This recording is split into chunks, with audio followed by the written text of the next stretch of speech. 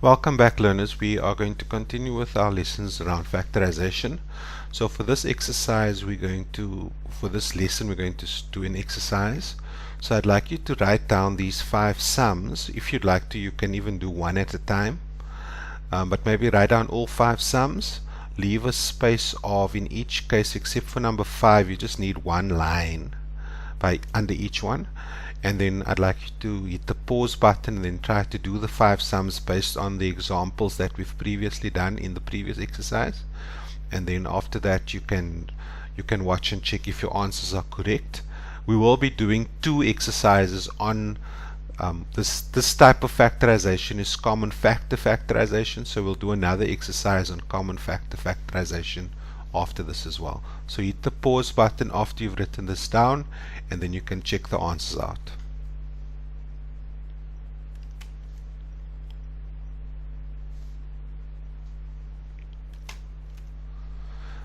Right, so let's have a look at the answers. So the first one, number 1, was 3a minus 6ab. So what we said was that when it comes to choosing our factors, we first look at our numbers. So you've got 3 and 6. So the highest common factor of 3 and 6 would be 3. Once again, if you're not sure, rather write down your factors on the side of your page. So the factors of 3 is 1 and 3. The factors of 6 is 1, 2 and 6. And 3 of course. So your highest common factor in this case would be 3 for the numbers. Then if you look at our variables, we've got the a and an a over there, so we can take out the a as a common factor. So there we've got our highest common factor, then open brackets, then it's 3a divided by 3a, so 3a divided by 3a, that would give us 1. A negative divided by, so we're done with term 1, so a negative divided by a positive equals a negative, and then it's 6 divided by 3, which is 2. A divided by a kind of cancels out, so you're left with a b. So that's your answer for number 1. Number 2, we had 2a squared b minus 4ab squared. So that was number 2. So what we do in this case is our highest common factor, when we look at our numbers between 2 and 4, the highest common factor there is 2. And then between a squared and a, that would be a. And then I'd have b there. Open brackets. So I've got 2a squared b divided by 2ab. So my answer there is going to be a. So if you're not sure about that, then just let's have a look at that quickly. Remember, we said we're taking term 1 divided by the highest common factor. So you'll see over here that the 2's cancel out. The b's kind of cancel out over there. So you're left with a squared divided by a. So there's an invisible 1 there.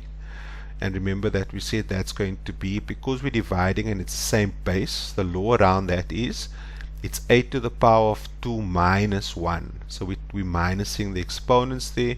And so I'm left with just a. I don't have to say a to the power of 1, because in algebraic language, if there's nothing there, then we assume that there's a 1 over there. Then it's a negative divided by a positive, which gives us a negative. And then once again, I've got 4ab squared divided by 2ab. Now until you get used to it, you could actually work it out. So it's 4ab squared divided by 2ab. So in this case we can see that 4 divided by 2, the way this works, guys, is we take the highest common factor of 4 and 2, which is 2.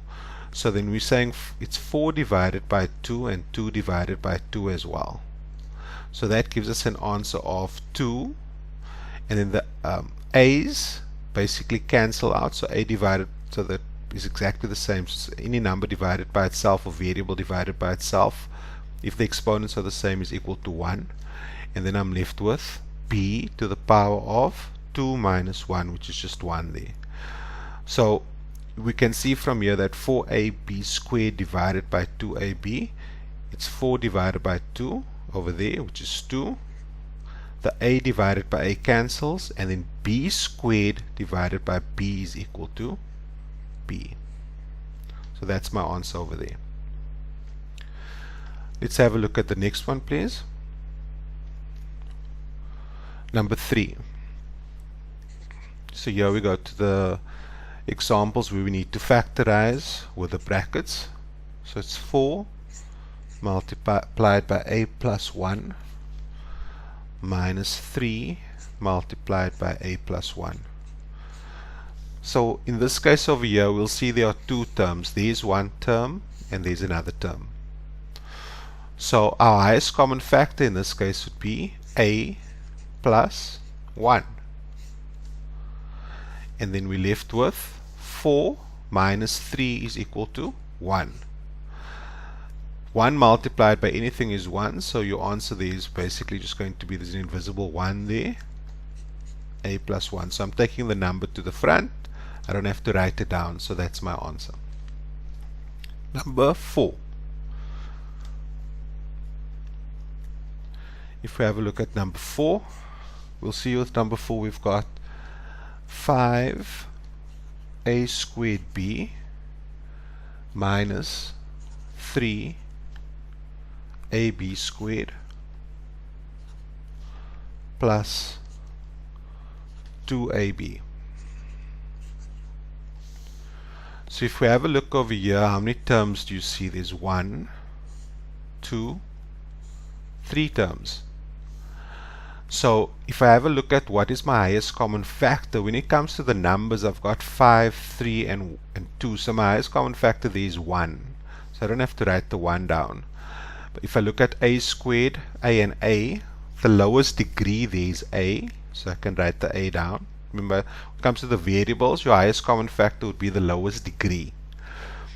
B squared and b, so the lowest degree for my b's is just b. And then it's 5ab squared divided by ab. So my answer there would be 5a.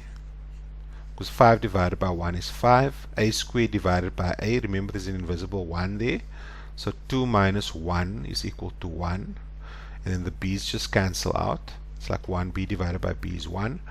It's a negative divided by a positive. I'm by term 2 now. So that's just negative 3b. And then I'm left with plus 2, and that's my answer. Let's look at the last sum.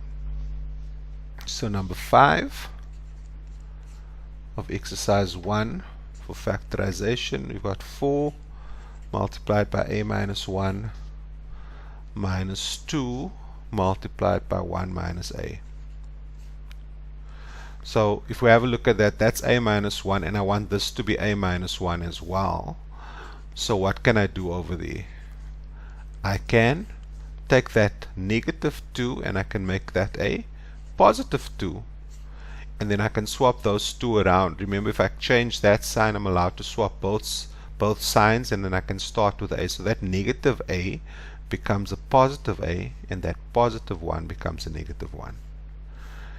And then I can take out my a minus 1 as a common factor, and I'm left with this whole term here. 4 multiplied by a minus 1 divided by a minus 1 is equal to 4.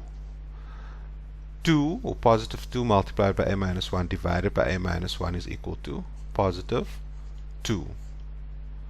And remember, once again, rather take your time. You can work it out on the side if you're not sure about it. So 4 plus 2 is 6. All I'm doing is I'm bringing the 6 to the front, a minus 1, and that is my answer. Right. So in the following lesson, in lesson 3, we are going to do another 5 sums that I'll give you guys on common factor before we move over to the next type of factorization. Thank you for listening.